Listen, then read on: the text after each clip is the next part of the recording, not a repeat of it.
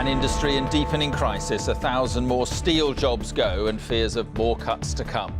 South Wales is bearing the brunt. Most of the losses will be here at Tata's Steelworks in Port Talbot. The town has already been decimated, and any further job losses are going to make the area even worse than what it is now. Also tonight, speak English or get deported. Cameron's controversial call to Muslim women.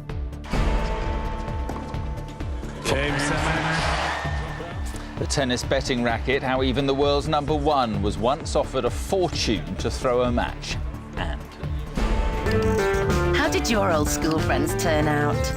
Friends no more. The original social network admits defeat in the face of a face-off with Facebook.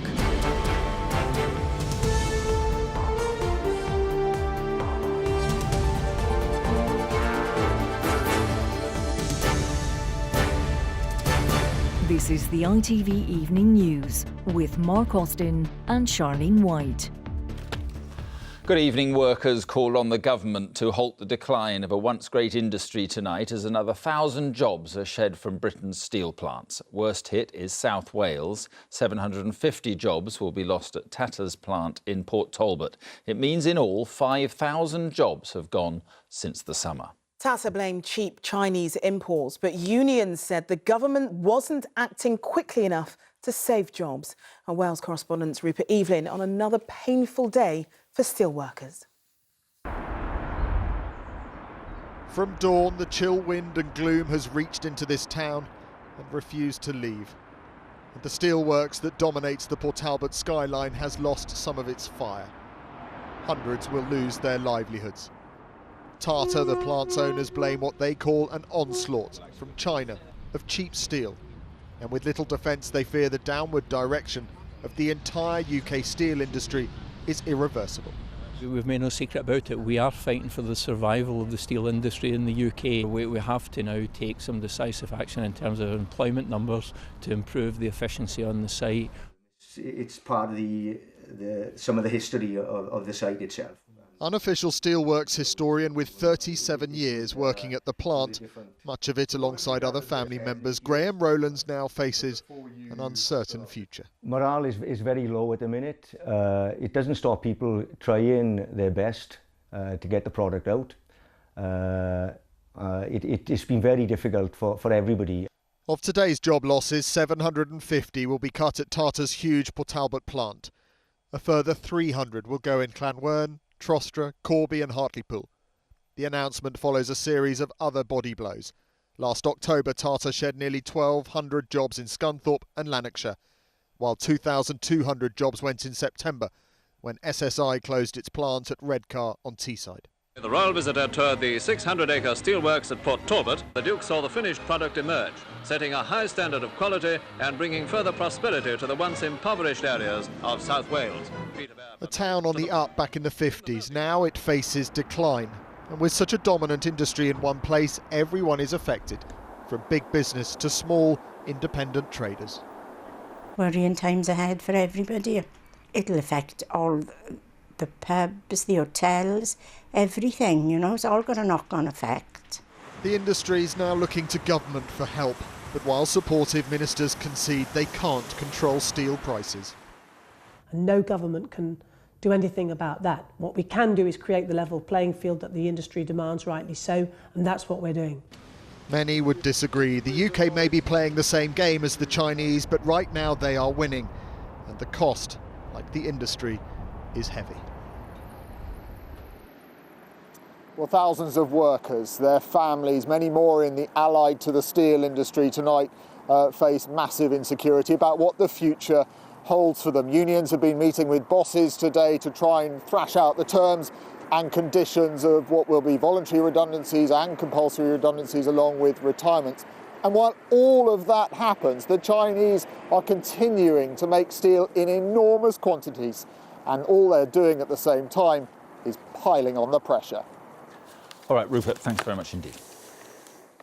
Muslim women who come to the UK must improve their English or face being deported. That's what David Cameron warned today. The Prime Minister said failure to speak the language could make people more susceptible to religious extremism. But experts say there's no link between speaking English and radicalisation. Our political correspondent Libby Vina has been hearing the views of Muslim women in Batley in West Yorkshire.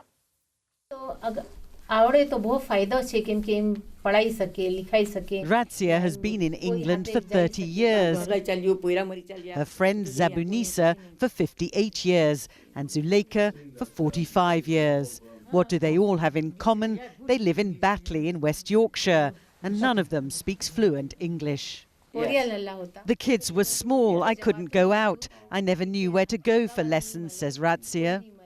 It would have been a great help, her friend agrees.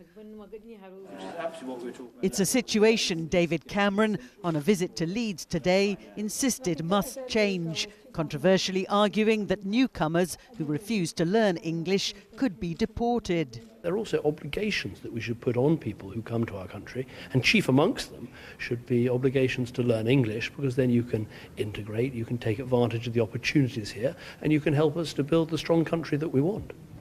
The Prime Minister says 190,000 Muslim women don't speak enough English to integrate. 40,000 of them speak none at all. He's pledging to spend £20 million on English lessons for women who come here to marry.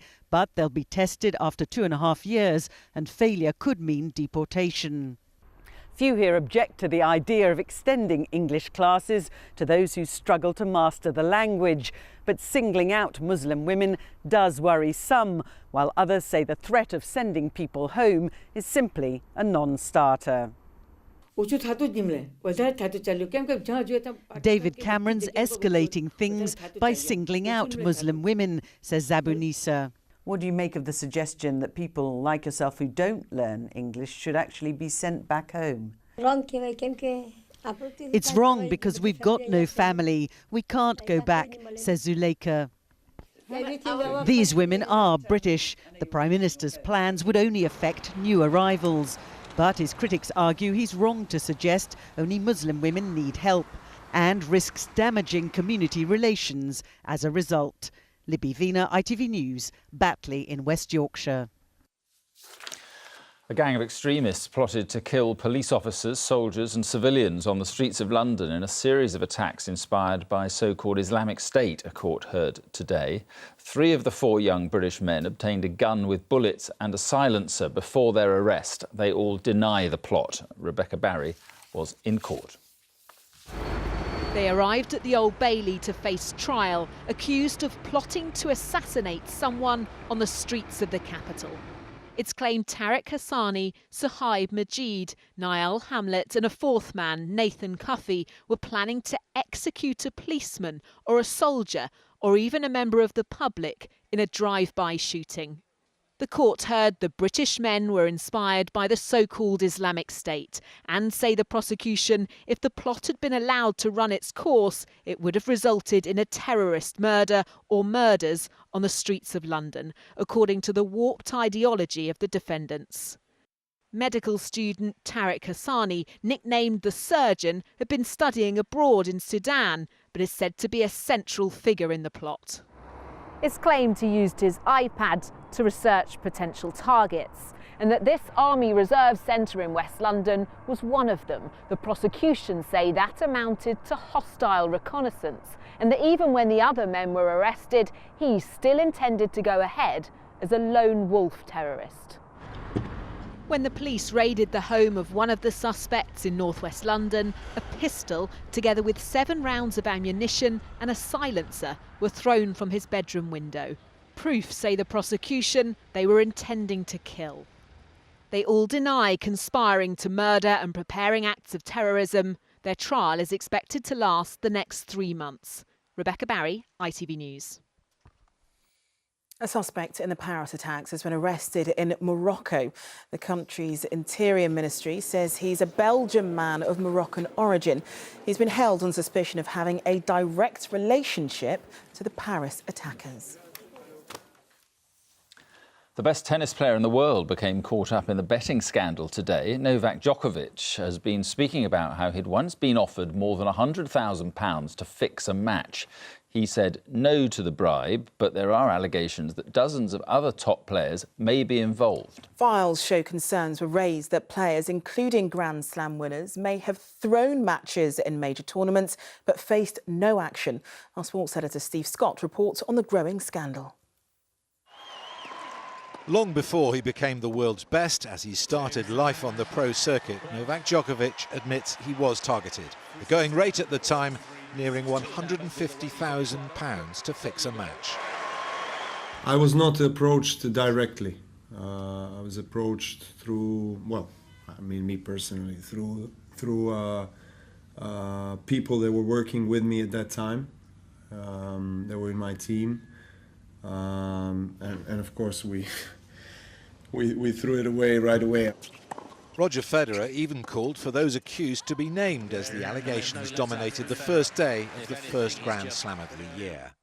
Over the past decade, the investigation identified 16 players at some stage in the world's top 50 who warranted further investigation. The list is said to include Grand Slam winners and 8 players currently taking part in the Australian Open. 3 of the suspicious matches are said to have taken place at Wimbledon. The sport itself has been quick to deny it's been sitting on its hands, armed with any damning evidence. The Tennis Integrity Unit and the tennis authorities absolutely reject any suggestion that evidence of match fixing has been suppressed for any reason or isn't being thoroughly investigated. The man who led the original investigation says the vast amount of money gambled on tennis is one of several reasons why it is vulnerable. All round, it's a sport that has the potential for people to cheat. It's got the volume of money, it's one-on-one, and there are going to be players that are not earning a lot of money. So it's a high-risk sport in that fact. So fans of another sport can be forgiven tonight for questioning some of what they're paying to see. It's up to those who run the game to reassure them that whatever the level of deception, they're doing all in their powers to stop it. Steve Scott, ITV News. Still to come on the ITV Evening News. Hey, you DCI Luther? Yeah. Idris Elba's call for more diversity on British TV. We, I don't think, in my opinion, haven't done enough to nurture our diverse talent. And should Britain ban Donald Trump? We'll have the latest from Westminster. Those stories and more right after the break.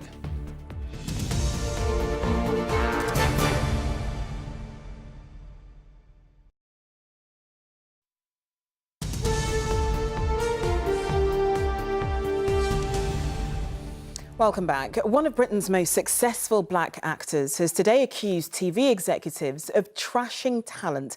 Idris Elba, star of Luther and The Wire, said there simply isn't enough diversity on our screens and that it's not reflecting real life. The actor told MPs in Westminster how he hit a glass ceiling and had to go to America to find roles that weren't as a sidekick or a gang leader. Juliet Bremner has more. Hey, you DCI Luther? Yeah. It was the breakthrough role in Britain for Idris Elba. He became a heartthrob, but the star's certain he would never have landed the part if he hadn't gone to the USA first. Today he arrived in Westminster to the kind of applause usually reserved for a head of state. Wow. He got his start in acting after a grant from the Prince's Trust. He wants British TV and film executives to do more to encourage black talent. Talent can't reach opportunity unaided, especially on our small island. That's why Britain's talent gets exported all over the world. And we, I don't think, in my opinion, haven't done enough to nurture our diverse talent. You smart, man, I could see that. In America, the breakthrough came in The Wire. Before that, he'd always been overlooked for the leading role. A white character, a white male, was always called a Caucasian, or a man with a twinkle in his eyes. Now, my eyes may be dark, but they definitely twinkle. And I was like, I want to play the guy with the twinkle in his eyes. So I got to a certain point in my career where I saw the glass ceiling. I was so close to it, I was going to hit my forehead on it. Despite some standout performances, including Michael B. Jordan in Creed, there's been criticism that no black actors have been nominated for an Oscar. Thank you very much, and thanks for listening. Idris Elba urged decision makers to take a greater risk and give the next generation of black actors a chance to flourish. Juliet Bremner, ITV News. A breast surgeon has been charged with unlawfully and maliciously wounding 11 patients. Ian Patterson faces 21 counts dating back to 1997. He's also accused of carrying out unnecessary operations on hundreds of patients. And the NHS in England is to impose its own sugar tax. Hospitals will start charging 20% more for sugary drinks and snacks. The levy will be rolled out over the next 5 years. Banning Donald Trump from the UK would only play into his hands and give his outrageous views publicity, MPs have been told today. A petition calling on the government to prevent the controversial Republican entering the country is being debated right now in Parliament. Our political correspondent Carl Dinnan is there. So what do MPs think? Is there much support there for Mr Trump? Well, there's certainly no support for his views, although some MPs do think he should be allowed into the country. This all started when Donald Trump said that Muslims should be banned from entering the United States, and 500,000 people here responded by saying Donald Trump should be banned from entering the United Kingdom in a parliamentary petition, the biggest number ever. So that's why MPs are debating it today, and they're broadly divided between those MPs who think Donald Trump is just a bit of an idiot who should be allowed in, and those who think that he is a danger, who, like other hate preachers, should be banned from this country. Just to give you a flavour of that debate, here's a couple of contributions, starting with an MP who thinks Mr Trump should be allowed to come here. We've had some examples of when people have been excluded from this country. I've heard of a number of cases where people have been excluded for incitement and for hatred. I've never heard of one for stupidity. And I'm not sure that we should be starting now. His words are not comical. His words are not funny. His words are poisonous. They risk inflaming tension between vulnerable communities. Now, that debate is still going on up in the Grand Committee room here. There won't be a vote at the end of it. There will be nothing binding, and the government has already indicated they're not going to ban Donald Trump. He has had a little bit of support. There is a petition to let him in. Hasn't attracted quite so many signatures. It had about 70,000 until House of Commons officials noticed some of them looked a bit dodgy and took 30,000 off. Donald Trump still remains a figure of controversy around here. All right, Carl. Thank you. And finally, after almost 16 years of bringing old school friends together and tearing a fair few marriages apart, Friends Reunited is signing off for good. The social network predated Facebook and at its peak had more than 15 million members. But ultimately, it couldn't compete with its bigger and bolder American rival. Paul Davis on why it's saying bye-bye. I am a successful lawyer. My name is now Sarah. How did your old school friends turn out? It began as a way of getting back in touch with old classmates, a pioneer of the modern world of social networking. For many, rediscovered friendship turned to romance. There were Friends Reunited weddings, couples gathered here to celebrate the website's 5th birthday, even Friends Reunited babies. In 2001, Friends Reunited was massively popular, boasting around 15 million users. Its success led to ITV purchasing the site for £175 million in 2005. But it failed to keep pace with social networks like Facebook and was sold for only £25 million 4 years later. Facebook is kind of the exception with social networks. Most of them don't have very, very long lifespans. And in actual fact, I think when you say to somebody that Friends Reunited closed down today, the general response is, I didn't even know it was still going. Nigel and Susan Williams from Mold in North Wales were the first Friends Reunited couple to marry. The site brought these two high school sweethearts back together again. Today they were mourning its passing. It's certainly how we got together and rekindled the romance, shall we say. Yeah, it is quite sad actually, and it's so sad, I think, in terms of obviously, it prevents other couples from the same happening as happened to us. In this house, at least, a now defunct website will always be fondly remembered. Paul Davis, ITV News.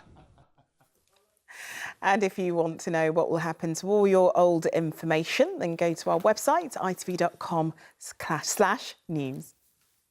That's not a bad point, is it? All those photographs out there, somewhere in cyberspace. They might find yours. I'm not on there. That's all for now.